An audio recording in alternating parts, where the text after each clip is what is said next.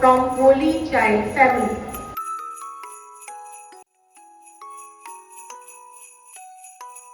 ईश्वर स्वर्ग से धरती पर प्रकट हुए।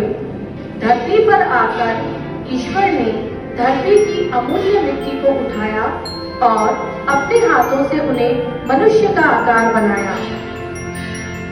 उन्होंने अपने कोमल हाथों से उस रचना में प्राण फूंक दिए।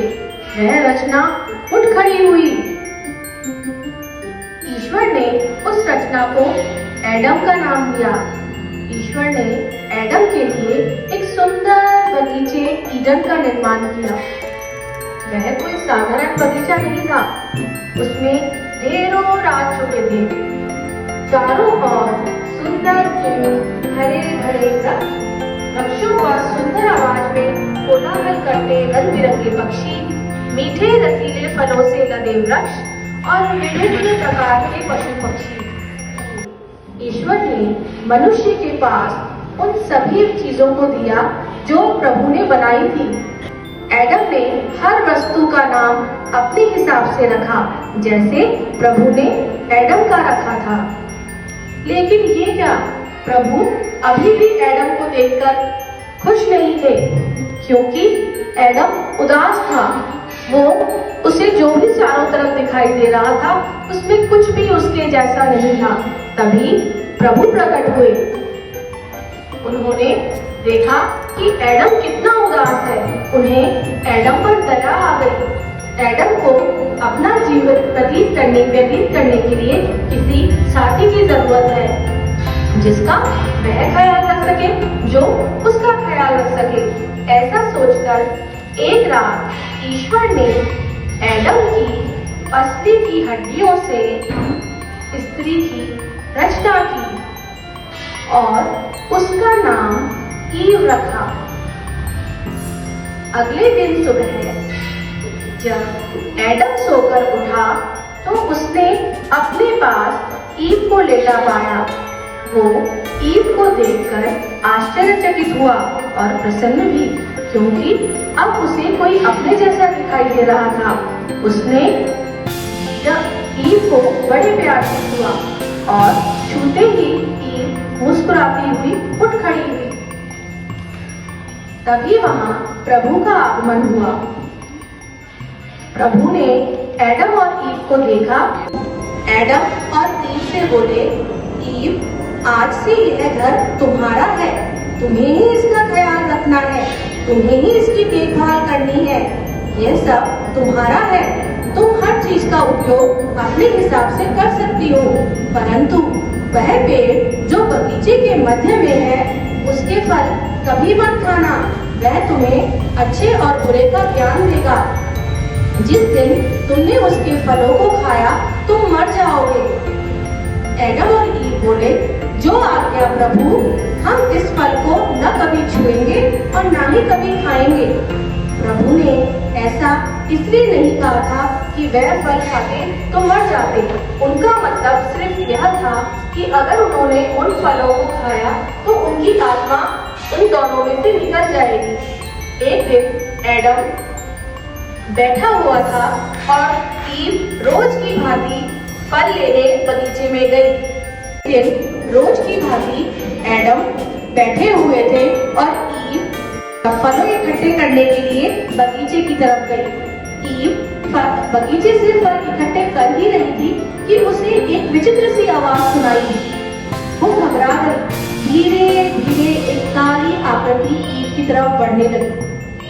ईव डरी हुई थी, उसे समझ नहीं आ रहा था। अचानक वह आकृति ईव के सामने प्रकट हो गई और उसने ईव से बोलना शुरू किया, क्या ईश्वर ने तुम्हें यह फल खाने से मना किया है? नहीं, परंतु उन्होंने हमें ज्ञान के वृक्ष खाने से मना किया है। अच्छा, परंतु यह फल तो बहुत अद्भुत है, बहुत स्वादिष्ट है। मुझे नहीं लगता ये फल तुम्हें कोई हानि पहुंचाएंगे। ईश्वर जानता है कि यदि तुमने ज्ञान वृक्ष के फल खाए तो तुम ईश्वर बन जाओगे। ईश्वर का महत्व खत्म हो जाएगा। तुम स्वयं अच्छे और बुरे का तय कर पाओगे। ऐसा बोल करके वह आकृति वहां से गायब हो गई। ईव बेचारी सोच में पड़ गई, वो क्या करे, प्रभु की बात माने या उस आकृति की। उसे कुछ नहीं समझ आ रहा था। उसके दिमाग में अजीब सी हलचल हो रही थी। इसी बीच उसने उस वृक्ष से फल तोड़ लिया और उसे खाना शुरू कर दिया। पर यह क्या, फल खाते ही ईव जोर से रोने लगी। मेरे पेट में तेजी से दर्द हो रहा है, ये क्या हो रहा है। ईव को कुछ समझ में नहीं आ रहा था।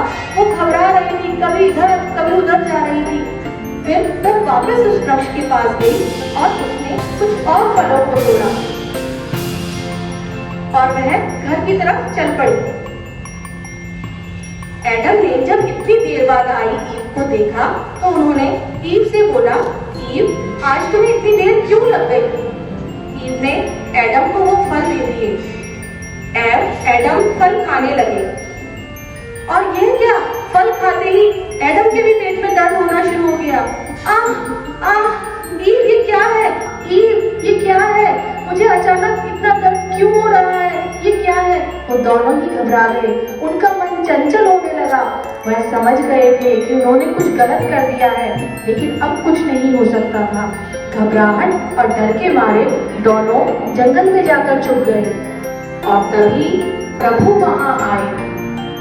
प्रभु भली भांति जानते थे जो भी कुछ हुआ है, लेकिन उन्हें एडम और ईव को समझाना जरूरी था। वो एडम और ईव के पास गए। वह जानते थे वो दोनों कहाँ छुपे हैं। उन्होंने एडम और ईव से कहा कि मेरे मना करने पर भी तुमने उस ज्ञान के वृक्ष के फलों को खा लिया, यह तुमने ठीक नहीं किया। तभी एडम बोले, नहीं नहीं प्रभु, ये मैंने नहीं किया है, ये ईव की गलती है, मैं तो निर्दोष हूँ। ईव भी कहाँ मानने वाली थी। उसने कहा, नहीं नहीं प्रभु, ये मेरी गलती नहीं है, एडम ने भी मुझे वो फल लाने के लिए कहा था, तभी मैं वो फल लेकर आई थी। और ऐसा बोलकर वो दोनों झगड़ने लगे। प्रभु को क्रोध आ गया। उन्होंने कहा, शांत हो जाओ आप दोनों, आपको इस बात का परिणाम अब भुगतना होगा। आज से कुछ भी आसान नहीं होगा। खाने के लिए अनाज भी आपको खुद उगाना पड़ेगा, पहनने के लिए वस्त्र सिलने पड़ेंगे, जीवन कष्टमय होगा, यहाँ तक कि बच्चों का जन्म भी कष्टदायक होगा, बीमारियां आएंगी, ढेरों कष्ट सहने होंगे, आपकी मृत्यु भी निश्चित है, अर्थात आप जिस मिट्टी में पैदा हुए हैं उसी में मिल जाएंगे। चारों ओर दुख, तकलीफ, चोरी चकारी, ये सब कुछ होगा। एडम और ईव के द्वारा ज्ञान वृक्ष का फल खाए जाने के बाद धरती पर कुछ भी पहले जैसा नहीं रह गया था। अब धरती पर परेशानियां थी, चोरी थी, लड़ाई झगड़े, ये सारी बुराइयों ने जगह ले ली थी। अब हर तरफ दुख, तनाव, डर, नफरत, लालच और घमंड भर चुका था।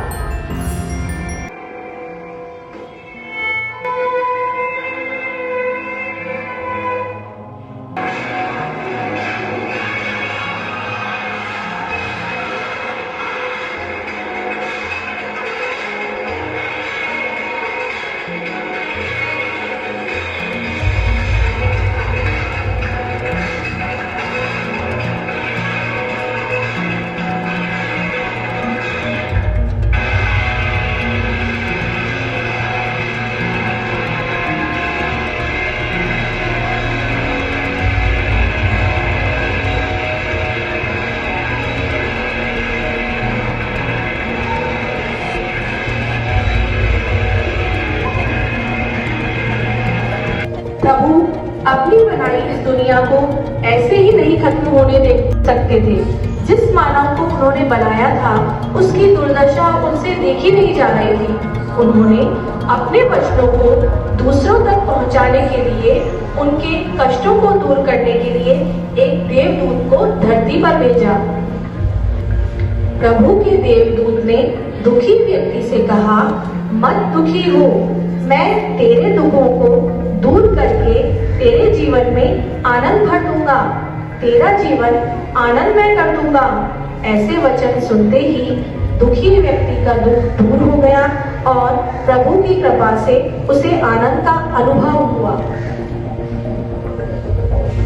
अब वह देवदूत आगे बढ़ा और लालच के पास पहुंचा और लालच से बोला, यदि तुम दूसरों पर दया करोगी, दूसरों की सहायता करोगी, तो मैं भी तुम्हारी सहायता करूंगा, तुम्हारे हर कार्य का तुम्हें उचित परिणाम दूंगा।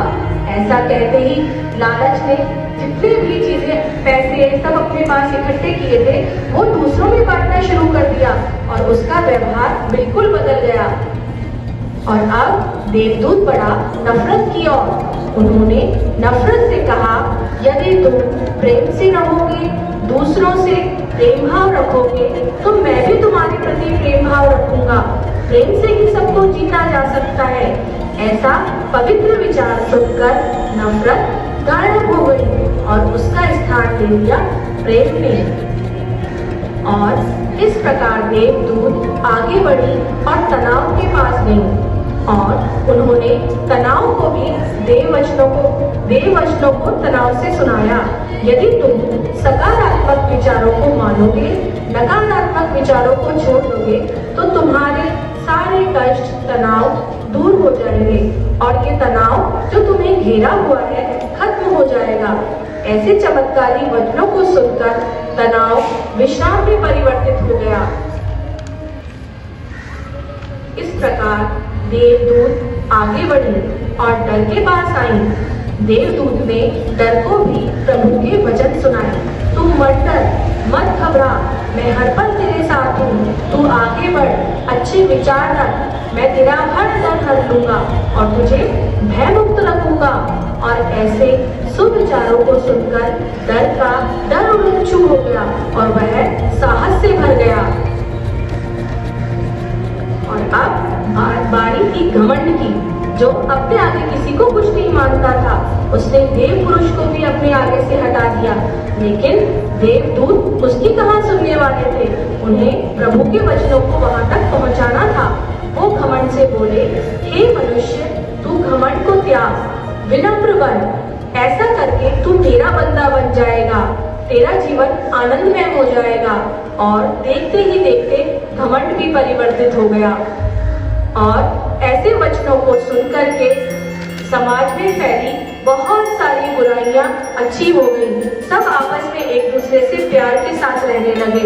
सारी बुराइयां धीरे धीरे समाज को छोड़ के चली गई और चारों तरफ खुशियां दिखाई देने लगी। और जैसा कि हम सब जानते हैं, मनुष्य का मन तो चंचल है, कहाँ एक जगह टिकने वाला है। जब तक देवदूत अच्छे विचार समाज में फैलाते रहे, लोगों ने अपने आप को अच्छा बना करके रखा, लेकिन धीरे धीरे मनुष्य अपने व्यवहार के अनुसार वापस बुराइयों की तरफ खींचने लगा। प्रभु बहुत चिंतित हो गए। उन्होंने कहा, ऐसे तो ये संसार समाप्त हो जाएगा, सारी अच्छाइयाँ समाप्त हो जाएंगी। अब वक्त आ गया है कि मुझे धरती पर जाना होगा। ईश्वर ने सोचा कि अब उन्हें किसी न किसी रूप में जन्म लेना ही होगा, ताकि वह मनुष्य को बुराई के पथ पर बढ़ने से बचा सके, उसका उद्धार कर सके। ऐसा विचार करके प्रभु ने अपने भक्तों को वचन दिया कि वह इन बुराइयों को समाप्त करने के लिए स्वयं मुक्तिदाता को भेजेंगे। और प्रभु स्वयं धरती पर प्रकट हुए। प्रभु मनुष्य से बोले, तू दुखी मत हो, मैं इस संसार में अवश्य जन्म लूंगा। और जब मैं जन्म लूंगा तो गहरा अंधियारा होगा और दूर एक सितारा चमक रहा होगा। तब तुम समझ जाना कि मेरा जन्म हो गया है। ऐसा बोलने के बाद प्रभु अंतर्ध्यान हो गए। नाजरत शहर में मरियम नामक एक युवती रहती थी, जिसका विवाह यूसुफ नामक युवक से हुआ था। एक रात ईश्वर ने एक देवदूत को मरियम के पास भेजा। वह देवदूत मरियम के पास गई और मरियम से बोली। मरियम उनके चरणों में बैठ गई और उसने हाथ जोड़ लिए। देवदूत ने बोलना आरंभ किया, हे पवित्र देवी, तुम बहुत भाग्यशाली हो। तुम्हें ईश्वर से आशीर्वाद प्राप्त हुआ है। तुम प्रभु की कृपा से गर्भवती हो जाओगी। आपको एक पुत्र को जन्म देना होगा, जो ईश्वर का अंश होगा। वह बहुत महान होगा और ईश्वर का पुत्र कहलाएगा। वह एक महान राजा होगा और उसका राज्य सदैव रहेगा। और ऐसा बोलकर वह देवदूत वहां से चली गई। कुछ समय पश्चात मरियम ने एक सुंदर पुत्र को जन्म दिया और चारों तरफ खुशियां फैलने लगी और उस पुत्र को आशीर्वाद देने के लिए स्वयं देवदूत नीचे आए और उन्होंने देखा कि चारों तरफ खुशियां ही खुशियां हैं और वह ईश्वर का आशीर्वाद समान उस पुत्र को देखने लगी। उन्होंने ढेरों आशीर्वाद उसे दिए और वह भी खुशी से नाचने लगी। जगमग जगमग दूर देश से करता आया तारा, जगमग जगमग में करता आया तारा, पैदा हुआ है प्रभु हमारा, पैदा हुआ है प्रभु हमारा। जगमग जगमग बेथलेहम में करता आया तारा, जगमग जगमग बेथलेहम में करता आया तारा, पैदा हुआ है प्रभु हमारा, पैदा हुआ है प्रभु हमारा। और इस तरह चारों तरफ खुशियों का माहौल छा गया, क्योंकि सभी जानते थे कि स्वयं प्रभु ने वहां जन्म ले लिया है इन बुराइयों को समाप्त करने के लिए। प्रभु के पुत्र ने लोगों को अपने उच्च विचारों से अवगत कराया। लोग उनसे प्रेम करने लगे, परंतु उनके विरोधियों को उनका इस तरह से महान बनना पसंद नहीं आया। वह चाहते थे कि उसकी लोकप्रियता घट जाए। वह उस देव पुरुष को घसीटते हुए चौराहे पर लाए और उसे मृत्यु दंड दिया। उन्होंने देव पुरुष के हाथों में कीड़े ठोक दिए। चारों तरफ खून ही खून था और देव पुरुष चुपचाप से खड़े ये सब नजारा देख रहे थे। सभी जानते थे ये गलत है, लेकिन कोई कुछ नहीं कर सकता था और वह विरोधी जोर जोर से खुशी से चिल्ला रहे थे, मारो इसे, मारो इसे, ये इसी लायक है, मारो इसे, ये लोगों को ईश्वर के खिलाफ भड़का रहा है, मारो मारो मारो। चारों तरफ एक अजीब सी शांति थी, क्योंकि अब देव पुरुष इस संसार को छोड़कर जा रहे थे और प्रभु को क्रॉस पर लटका दिया गया। परंतु उनके विरोधी ये भूल गए कि केवल मृत्यु शरीर की होती है, आत्मा की नहीं। आत्मा और उसके विचार चारों तरफ फैले रहते हैं। इसीलिए प्रभु के बंदे के अच्छे विचार चारों तरफ फैल गए और जैसा कि विरोधी चाहते थे कि ये सब कुछ समाप्त हो जाए, परंतु ऐसा कुछ नहीं हुआ। लोग जानते थे और उन्हें विश्वास था कि प्रभु दोबारा से जन्म लेंगे, दोबारा से वो इन बुराइयों को समाप्त करेंगे और प्रभु ने दोबारा जन्म भी लिया। और इसी दिन को हम 25 दिसंबर के रूप में मनाते हैं। चारों तरफ खुशियां ही खुशियां होती हैं। और जानते हैं आप कौन आते हैं? हमारे सबके प्यारे सैंटा, जो खुशियां बिखेरते हैं।